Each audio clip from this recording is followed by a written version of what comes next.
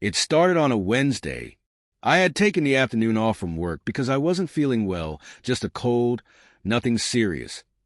And I thought I'd surprise Sarah, my wife of 8 years, with her favorite lunch from the deli downtown. Sarah worked from home most days, editing copy for a high-end lifestyle magazine. My plan was simple. Drop by, kiss her on the forehead, and play the role of the perfect husband. But as I pulled into our driveway, something struck me as odd. The blinds in our bedroom were shut. Sarah was a creature of sunlight. She always said it gave her energy and helped her stay productive. Seeing those blinds drawn at 2 in the afternoon made my stomach churn uneasily.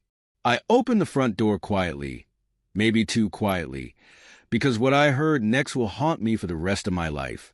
A man's voice, deep and low, followed by Sarah's giggle. That soft, breathy laugh I used to live for. Then in a hushed tone I heard, "We shouldn't be doing this." The bag of food I was holding slipped from my hands and hit the floor. Turkey and avocado on rye spilled out like a twisted metaphor for my unraveling reality. I barely remember the seconds that followed. My legs carried me up the stairs on autopilot, moving beneath me as if they no longer belonged to me. My heart pounded so hard I thought it might burst, and a cold sweat trickled down my back. I didn't open the bedroom door right away. I didn't need to. I could hear them. When I finally swung the door open, it was like stepping into a horror film. Sarah was tangled in our sheets, her face turning ghost white when she saw me. The man, a tall, bearded stranger I had never seen before, scrambled for his pants like some cliché ripped straight out of a bad sitcom. He didn't even look at me. Coward, Sarah clutched the sheets to her chest, her voice trembling. "It's not what it looks like, Marcus," she stammered. I blinked, staring at her, my wife, as if she were someone I'd never met before. My voice came out hollow. "Not what it looks like. Sarah, I'm not an idiot." Her face crumpled as tears welled in her eyes. She stumbled over her words, desperate. "It was just one mistake, Marcus. Please, just one stupid mistake. One mistake." As if that made it better. I turned and walked out of the house without another word. I didn't know where I was going. I just knew I couldn't stay there. Not for another second. I spent the night at my brother Michael's place. He's the tough love type, and when I told him what happened, he didn't hold back. "You need to leave her, Marcus. Don't let her weasel her way back in with excuses." But I didn't respond. It wasn't that simple. 8 years of marriage isn't something you throw away overnight. Love doesn't evaporate just like that, even when it should. The next morning, I went home. Sarah was waiting for me in the kitchen, her face blotchy and tear-streaked. She'd made coffee, as if that was going to fix anything. "I'm so sorry, Marcus," she whispered. "It meant nothing. It was a stupid, selfish mistake. I'll do anything to make it right." I stared at her for what felt like forever. She looked small and fragile, as if the weight of her guilt might crush her. Against every ounce of pride I had, I said, "Okay." I let her think we could work through it. I let her believe I was the forgiving, noble husband, the kind of man who could rise above betrayal. For weeks, I played the role perfectly. We went to counseling. I listened to her tearful apologies. I nodded when she promised she'd spend the rest of her life making it up to me. "You're stronger than most men," our counselor said one afternoon. Strong, right? Sarah had no idea what was coming. The first thing I did was hire a lawyer, a damn good one. Over the next month, I quietly built my case. Turns out cheating on your spouse carries consequences when you live in a state with at-fault divorce laws.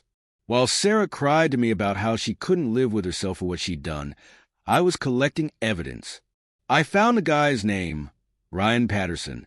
He worked at a marketing firm across town. Married, 2 kids. Real stand-up guy. I documented everything. The texts I found on her phone while she was asleep, the late-night calls, the receipts. I even managed to dig up emails between the 2 of them. One of them stung more than the others. She told him she was tired of her boring marriage, Once I had everything I needed, I wrote the note. It was short and simple. Sarah, you're right. It was just one mistake. But you'll spend the rest of your life regretting it. I left it on her pillow. Then I set my plan in motion. I waited until Friday night. Sarah said she was going to a friend's place, though I doubted it. While she was out, I packed everything I cared about into my car, which, admittedly, wasn't much. Some clothes, my laptop, the watch my grandfather had left me. She could keep the rest.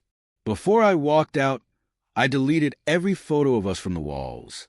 I cleared out our shared bank account, the one I'd spent years funneling my paycheck into, and transferred the money into a new account in my name only. I had spoken to my lawyer about this. Since Sarah's infidelity had voided the marital contract, I had every right. I was entitled to it. But that wasn't the best part. The best part came when I sent an email to Ryan's wife. I don't know what kind of chaos unfolded at Ryan's house that night, but I can imagine it wasn't pretty. I'd attached screenshots of his text with Sarah, along with a brief note. I thought you deserved to know who your husband really is.